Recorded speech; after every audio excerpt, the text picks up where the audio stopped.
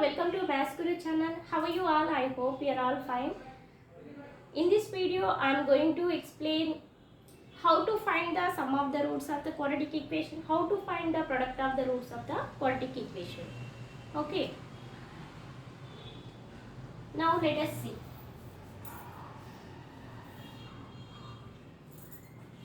Actually, for this we have two methods.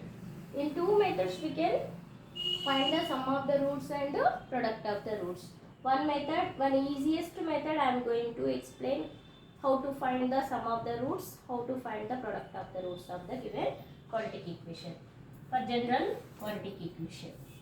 Okay, that is ax square plus bx plus c is equal to 0. This is general quadratic equation. If you take alpha comma beta are two roots of this given quadratic equation, then how to find the sum of the roots? Sum means addition, alpha plus beta, and product of the roots alpha into beta. For these two, how to derive? One easiest method I will tell you for you. Okay, now let us take ax square plus bx plus c is equal to something constant k. Let us take something constant k into, here alpha and beta are two roots I said for this quadratic equation, right? So x minus alpha into x minus beta are two factors for this quadratic equation. Yes sir.